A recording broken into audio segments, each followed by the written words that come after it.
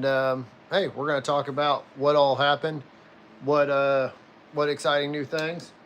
As you see the title, Mammoth Tusk, new knives, and yeah, talking to living legends. Um, so I don't have a table at Blade Show. Kind of like we talked about last week. If you were here, um, part of the reason for that is I don't really have knives that are just available to buy. I have the production knives, but I never really have custom knives or handmade knives that are ready to take to the show. A lot of knife makers will, blade show, knife shows like that. They're kind of their biggest time of the year, and so what that leads to is a lot of cramming and last minute chaos. They're trying to get knives wrapped up, and it's it's really never good to be under that type of pressure to perform to get knives done, because it just leads to chances for greater chance to take shortcuts or just to have something ready. Now if you're a good planner, if you're working on it, but most every knife maker I've ever known, when they're getting ready for Blade Show, it's a bunch of late nights, sleepless nights, and there's just so much work that goes into getting ready for a show like that, and you never have as much stuff as you want to take. I remember Bill Davis, you know, telling stories of, the cram for the Blade Show, and a funny joke is, like, you ask a maker, like, which ones did you finish up right before the show, and they don't get those. But anyways, I digress. So I don't have a table at Blade Show. Some people lead some people to ask, like, well, why would you go? And the reason I go is to buy material. The nice thing about the Blade Show is very often, knife makers are buying material online, and they just get sent what they get sent. The Blade Show, a lot of the big suppliers are there. You can go and hand select material, which is really important when you're looking for certain pieces like Mammoth Tusk, to be able to go and look at the entire table, the whole array of what's available, and to pick out the best pieces. So I like to go to pick out material. I go to meet people and talk to people who I can't otherwise, talk to, or maybe I only get to see them a couple times a year. And then, what else? Network. Just networking, talking to people. Um, it's just, it's incredible the people you can meet at Blade Show and the connections you can make. So that's why I go. And then, too, just to be part of the community. So, why did I get some Mammoth Tusk? Well, one of my stakeholders reached out to me and said that he would like to get some Mammoth Tusk for him and someone special. And so I, got kind of parameters of what he was looking for, and I was able to go and pick some up. Unfortunately, I couldn't find. It's harder and harder to find nice pieces, large pieces. Um, yeah, so I got some stuff that will work. If it doesn't work, I'll use it anyways, and we'll keep looking for something for him. But um, years ago, I made a knife for Jack Spirko. He's the Survival Podcast is his podcast. He is stakeholder 001.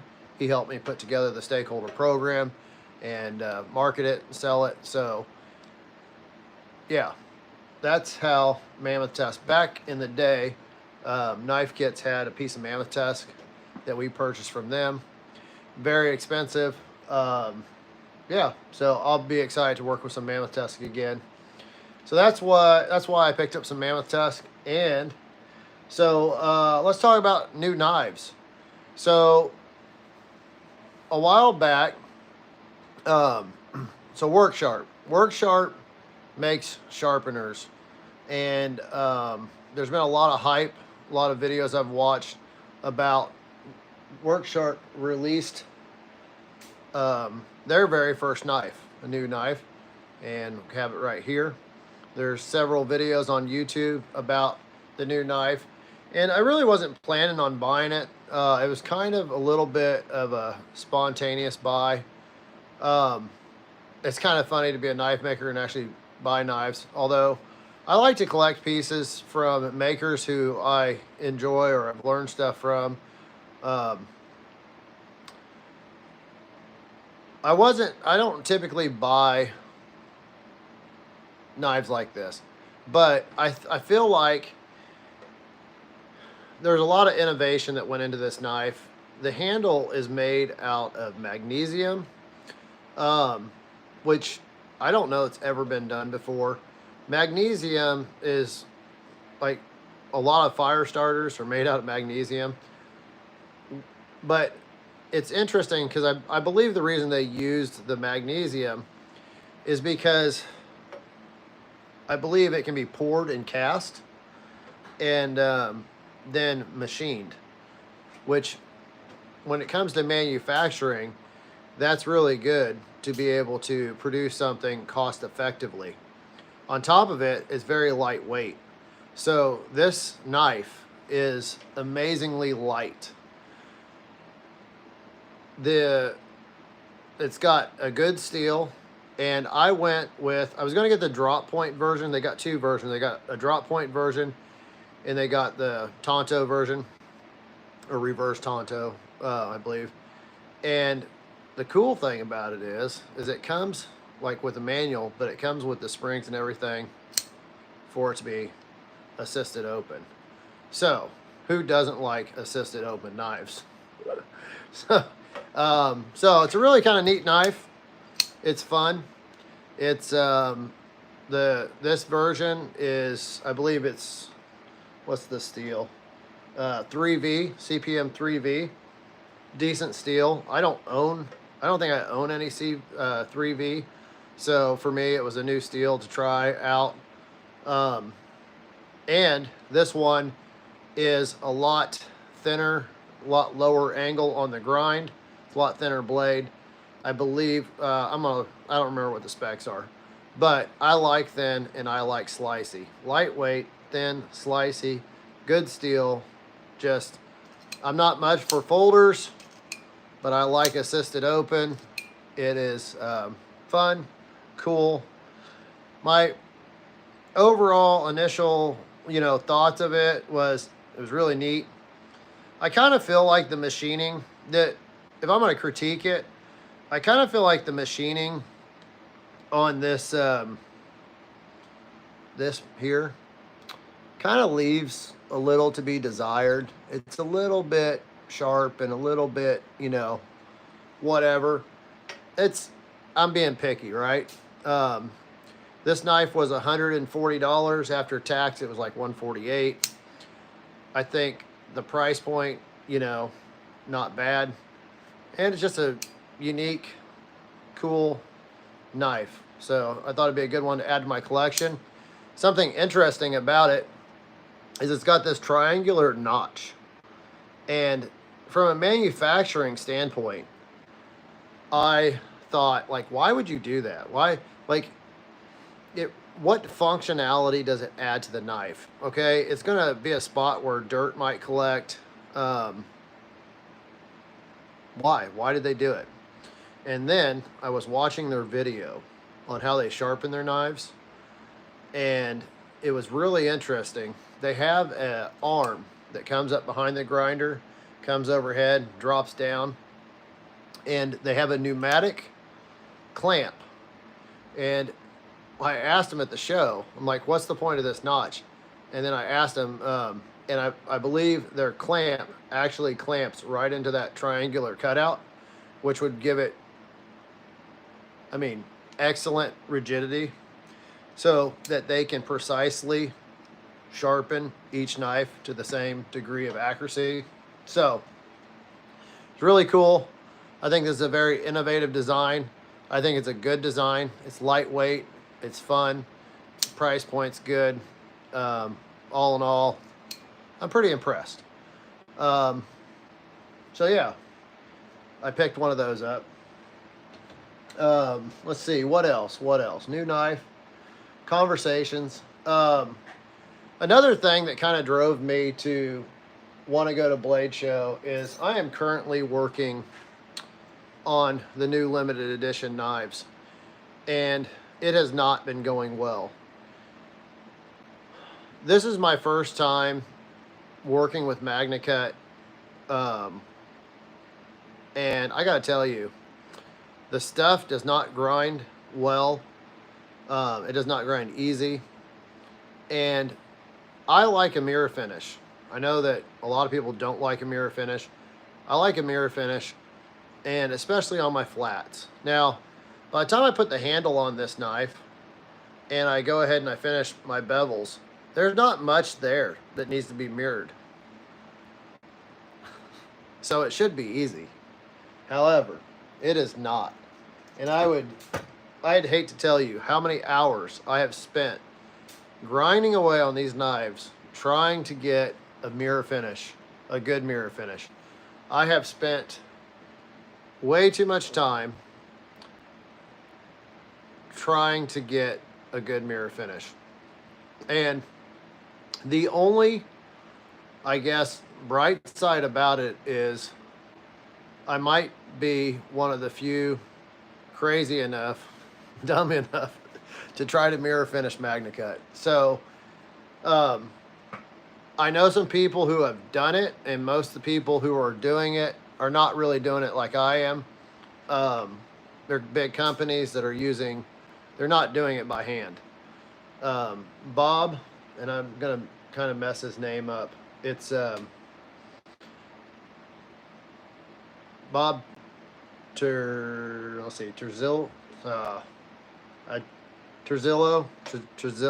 I can't say it. Anyways, very well-known maker.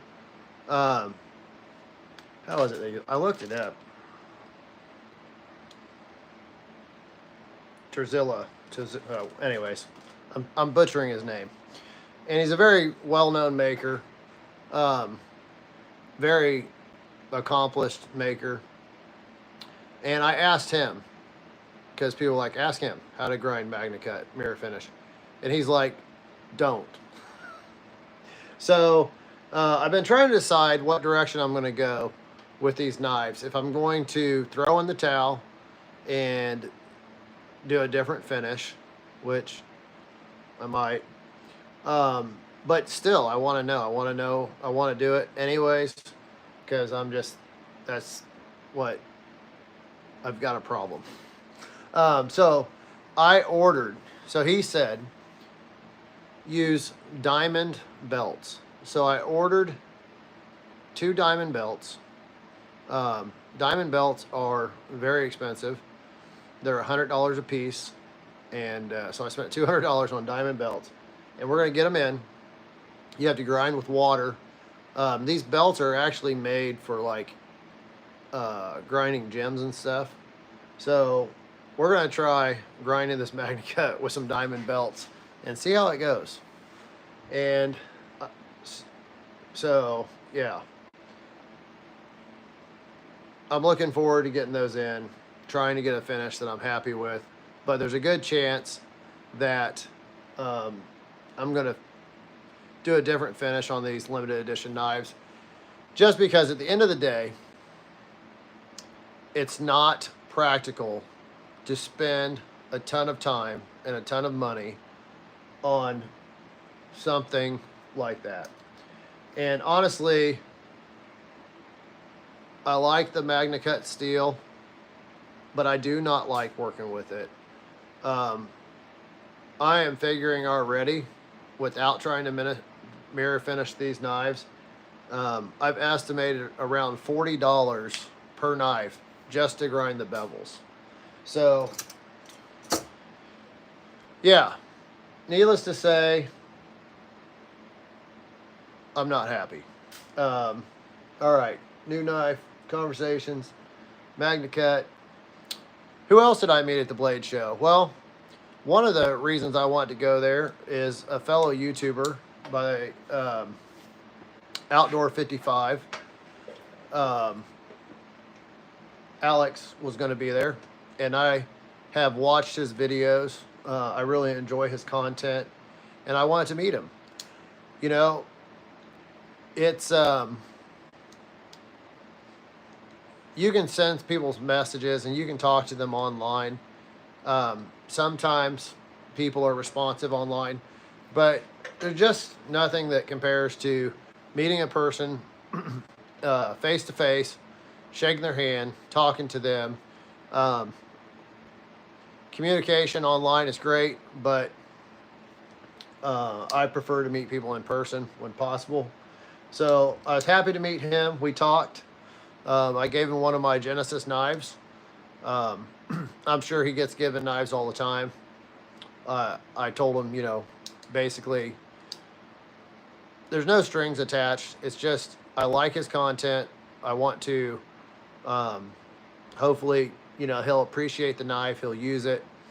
Um, but I like to, I like to give gifts to people who I feel like are contributing, and people who I enjoy watching. It's just something nice to do and something that hopefully they will appreciate and use. So, also, I got to meet Derek Melton. Derek Melton is a blacksmith. He does a lot of forging. He's got induction forges. He's got, he was on Forge and Fire. And just, I've been following him for years, never met him in person. It was good to finally meet him in person, take the selfie. And he gave me a couple 3D printed anvils that he had printed. So that was cool. And we talked for a little bit. It was good. Who else? Works by Solo. Again, another influencer person I've met, followed online for many years here on Instagram, and he's in the maker community. I've enjoyed learning from him and watching him, and so it was nice to meet him. We talked a lot. We spent quite a bit of time talking. It was nice. It was fun. It's really, honestly, the reason I go to events, stuff like Blade Show, is to meet the people, is to have the interactions, and whether that's a influencer or somebody online, or just some customers or friends. Actually, a good friend of mine, Joshua Sheehan, he's got a YouTube channel, Gander Flight, RV Near and Far. We've been friends for several years. We talk on a regular basis. He's like, hey, my father and my brother-in-law are going to be there. If you see him, say hi. And I was like, until you've been to Blade Show, it's hard to really comprehend like how big it is and how many people are there, and trying to find somebody in a crowd. Basically, it's almost like they say, if you get lost as a kid, your best thing to do is just sit still and wait for somebody to show up. If you want to find somebody at Blade Show, you might just sit still somewhere and wait for somebody to show up. Because if you try to find somebody at Blade Show, unless you're going to meet someplace known, you're probably not going to find them. So anyways, somewhere halfway through the afternoon, I seen him. I was like, hey, there you are. And so we met up, talked a little bit, whatnot. So I was also there helping a friend of mine, Kyle Daly, who had a table. Kyle's a great guy. He has a podcast called The Knife Perspective. He we heat treated all these limited edition knives together. So part of the time while I was there, I was relieving Kyle from the table. Not a whole lot, but I would, if he had to go somewhere, then I would sit at his table, give him a chance to go and do what he needed to do. But he had another guy there, because I told him, I was like, look, I'm not going to be able to help you a whole lot because I have my own agenda, things that, I want to get done. And if I really wanted to work a table, I'd have my own.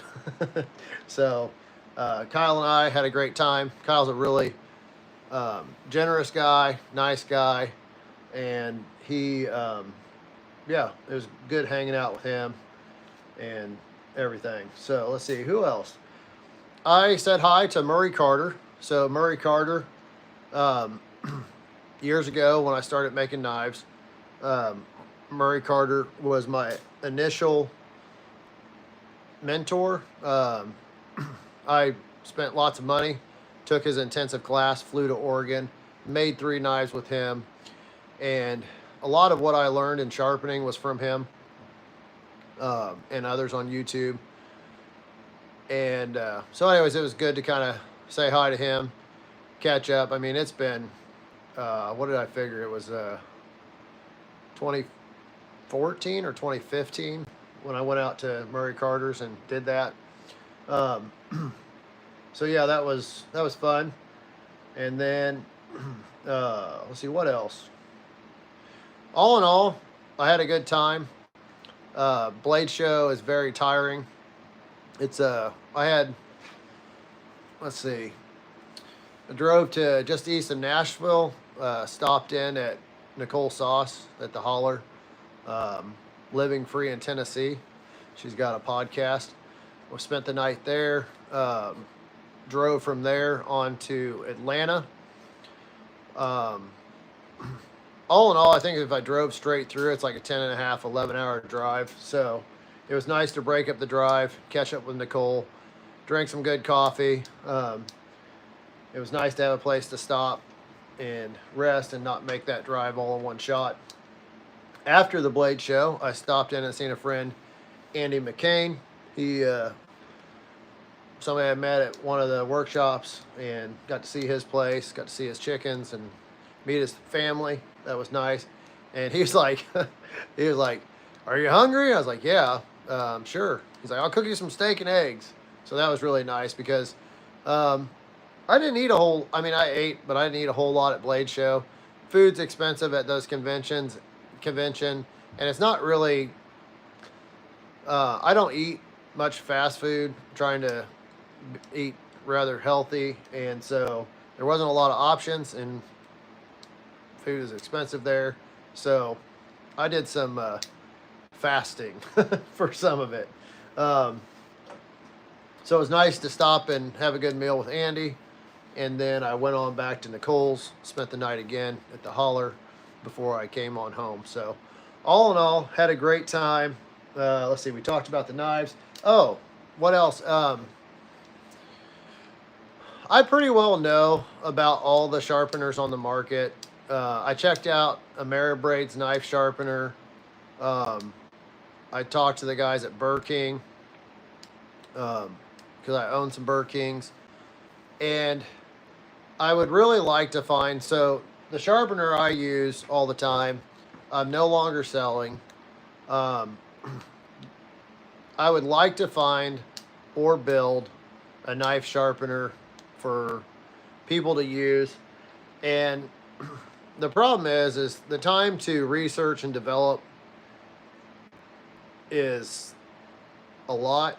And then for a product that I'm really not going to sell a ton of, it just doesn't make a lot of sense. So I try to look at all of the, what's already on the market and find something that I feel good about telling people to buy. And the problem is there's really not something on the market that I can recommend and feel good about. The things that are on the market are either very expensive, and I haven't seen any that I really feel like checks all the boxes for what I would like to see in a sharpening system.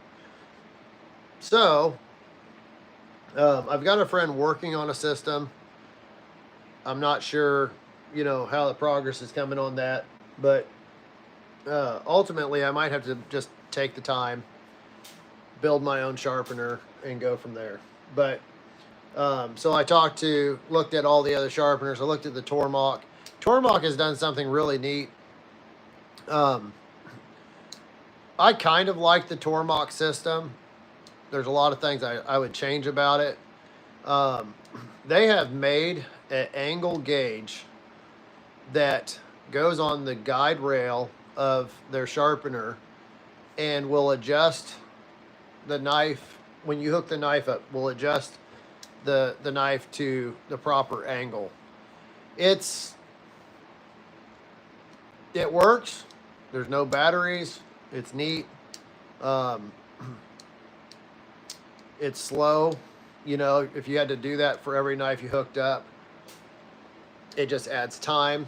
And so that's the problem with any type of system that is designed for sharpening, where it involves clamps or setup.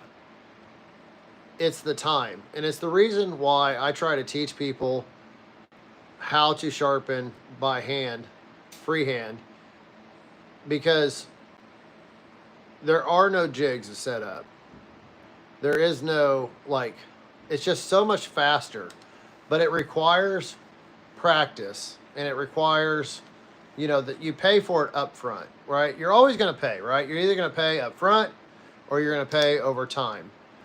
But once you have that skill, it's a valuable skill to have. So that was neat. I looked at some other sharpeners, talked to some other people, looked at I have a Nano Hone system. I looked at their new products that they have coming out. I met with another guy who does some sharpening, who's got some new diamond stones that are coming out. I tried them out. I'm kind of excited about them. But yeah, it was fun. And then I also, Pelican Paste, this company, of course it's backwards for you guys. I heard some guys talking about Pelican Paste, and I've tried a lot of different products for the handles of knives, and I haven't liked a lot of them. This Pelican Paste, they have a hard and a soft paste, and they have an oil. And a lot of people will swear by it. I tried some on this knife here. I like it. The nice thing about it is it applies fast. It does a nice job. I'm going to probably, with this knife, go ahead and do a French polish, or French, what do they call it? French polish, which is shellac and mineral oils. The problem with that process is it's very time consuming. You have to mix up your shellac, and then it only lasts for so long. You have to apply coats slowly and then allow time for it to dry, which can be days in between coats. And you need to build up many coats. So I'm probably going to work on this knife again, shellacking the handle. It'll probably take me a month.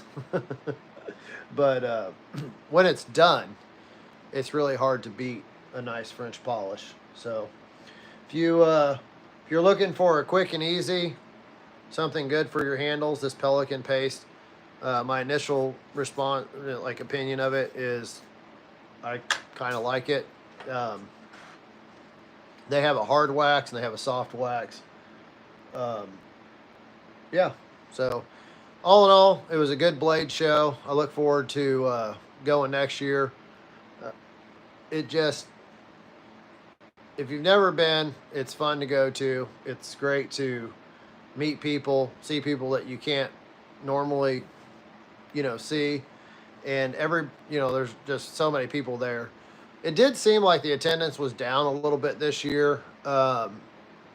It'd be interesting to know what the actual numbers were, but I've definitely been there when there was a lot more people.